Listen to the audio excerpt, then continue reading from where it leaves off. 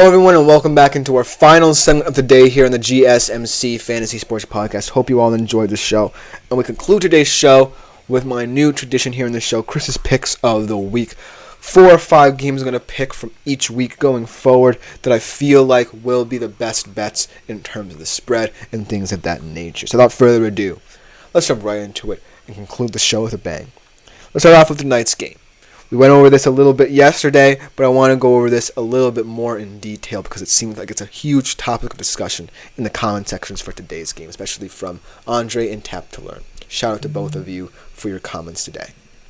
But in this game, 49ers 3.5 point favorites on the road, nonetheless. I feel like this is indicative of how difficult it is to gauge the NFC West in terms of the rivalry. Because the Seahawks-49ers rivalry throughout my entire life has been perhaps the biggest one on the West Coast. And no matter through its many peaks and valleys where one team would take the advantage, then another one would seize it, and in this particular era, it's the 49ers. This certainly feels like one of those games where both of these teams don't really have a proven identity yet, and I feel like this game tonight is not going to be indicative of the teams we'll see a couple weeks down the road. I feel like this is not necessarily a litmus test, but it certainly is a diagnosis of how both of these teams can adjust to different challenges. And I think right now, my personal pick, my Chris's pick of the week for this game is the 49ers minus 3.5. I feel like Seattle will keep it close enough, but at the end of the day, how long can this offense really keep up with, the elites of the NFC? That's the big question. For as long as all these defensive stars are out, it's going to have to be up to the offense. And I just don't know how sustainable it is, especially with that offensive line. Because the offensive line is atrocious as well. It's one of the worst pass block win rates in the NFL at 43.8. And I don't see how it's going to improve going forward. So it's going to be all about, by hook or by crook, kind of going in. As Tapton also says, I really like the Lions giving a field goal to the Cowboys. Kitty's coming off a bye and ready to roar. I actually agree with that. I'm shocked the Dallas Cowboys are the favorites in this game. I believe it's still at home, like you said. But I think the Lions are back with a vengeance. They're going to take a lot of positives from what they did in Seattle and translate it to a very iffy Cowboys defense. I have not much faith in the Cowboys defense right now, especially with all the injuries piling up in that regard. So I completely agree with that. Give me the Lions giving a field goal on the road against the Cowboys. That was actually the game. Although I did say in my predictions the Cowboys would cover, so it's going to be a weird thing to watch here. Because the Lions can win and the Cowboys can cover still, but you never know. I think that this one, even at home, the Lions are favorites, but I still like them. I think that, it's going to be an interesting game, but I just feel like I'm along the same lines as you here by saying that the Lions will just be the dominant team, be the superior team in this matchup, just because that's what they are like. And he also mentioned from last segment about the injuries to both Hockenson and Chubb. Both injuries were horrific. I want to touch on this before we go back to my picks. But Chubb's was worse. I completely agree, especially considering that that's his second injury in that similar area, that ACL, MCL area of his career. The first one, yes, he could come back from because he was still young. He was coming out of college. But this one was in his age 29 season. Now, coming into a Browns offense that might just be dependent on him going forward, I don't know how much that pressure is going to seep into his play.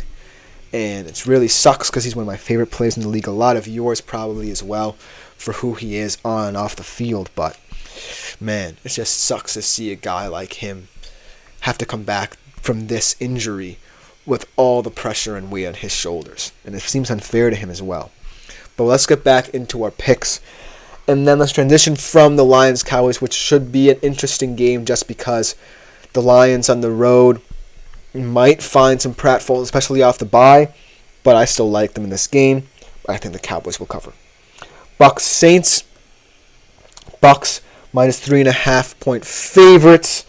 I think that, this game just got made a little bit more, not necessarily boring, but a little less intriguing than it would have been had Carr been in this game. But this is an exciting opportunity for a guy like Spencer Rattler, who actually at the start of his college career was coveted as perhaps a future number 1 draft pick, but kind of fell down the ranks, as he transferred throughout his career. But now he has the opportunity to prove why a lot of people were hyped about him at the start of his college career as he leads the Saints into Raymond James Stadium. But the Bucks, I feel like, are still the best team in the NFC South, in my opinion. Nothing about that game against the Falcons proved to me that the Falcons were truly better than the Bucks, because it was such a fluky final couple of minutes in that game. I still can't get over how that sequence of events happened. The Bucks should have had that game in the bag, and somehow they found themselves on the losing side of it. Some voodoo magic over there in Atlanta. But I think that this game got just much more comfortable for them. I think they'll comfortably cover the spread now, especially now that, all the weight of the world is on this rookie QB's shoulders, and I think very highly of him, but I just don't think he'll be able to keep up with this high-powered Bucs offense with Baker, Chris Godwin, and the like, all kind of gelling perfectly right now. And so, give me the Bucs covering the spread comfortably and proving how dominant they can be in the NFC South, in a division that no one truly stands out in, but one of them has to kind of be the team to take it over. And I think the Bucs so far are the teams. Yes, you can say the Falcons, after that big win, they already have 2 in the conference, in the division, but I just think the Bucs are playing with a sense of swagger that I really like out of them. So that's my pick, but you can think otherwise in the comments. It's going to be a weird game. But the last one I want to pick, Cards, Packers. Packers is 5-point favorites. This one feels like a game where the Cardinals' offense could show up, but it is kind of risky to say so, but I'm still sticking with them covering this game. I just feel like the Packers are a good, solid team, and Jordan Love just brings this energy to this team that I really love.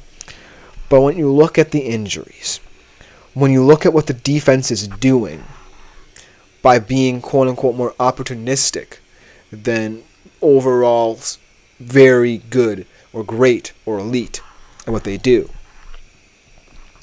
I'm kind of skeptical of how they can account for what the Cardinals can look like when they're at their best. Because when the Cardinals are at their best, I feel like this is a team that can really hurt you down the field a lot. Whether it be through Kyler Murray's kind of north-south running game at the QB position, James Conner's physicality, Marvin Harrison Jr.'s skill, and the opportunistic play of guys like Bride, Wilson, and Dortch. I just like the profile of the Cardinals at their best, but that's the thing. I can't necessarily love them that much if they're not at their best all the time. Because if they're not at their best all the time, then they look like one of the weakest in the entire league. As tackles is packed by a TD at least. Jacobs day. Take the over 47.5. I like that, but I feel like the Packers are a team that can find ways to slip up a little bit. I don't necessarily trust this wide receiver room as much as I thought I would going into the season, and I don't necessarily think the defense are as solid as people think. I appreciate the fact that they're fantastic at taking the football away from opposing offenses, but I don't think it translates into a defense that can slow down offenses. That's why I think the Cardinals will stay in this game longer than people think. And not for nothing, I feel like the Packers have this kind of pressure surrounding them in this division as well. because against the Minnesota, they had a chance to win that game and blew it. And you know the Lions are always going to be there. So they got to be sitting there thinking, well, we're in a very make or break situation here. We're up against a Cardinals team that, not for nothing, have some impressive wins this season, have some impressive performances this season. As Tyler Jones has agreed on the Packer D, so bet the over. I will take the over in this game, just because I think that highly of the Cardinals offense. But, it's a weird game. And I can't necessarily say that week in, week out, the Cardinals will consistently perform enough to say that they can consistently cover spreads like they can. But I feel like this is the game where the Cardinals can prove that they can stick around with people. And they can stick around with people in a way that they can sustain, hopefully. And so, going forward, I feel as if I'm going to shy away from the Cards as a betting team, but this feels like the game where you can take advantage of their offensive skills and really hone in on, okay, both of these offenses are very potent, so let me just go crazy in what I decide to do betting-wise. But all four of these games are in the NFC, and there are two divisional contests here. And the significance of the games I pick will vary week in, week out. But this just feels like a week where a lot's going to be said about certain teams in the NFC. This feels like a very NFC-heavy week.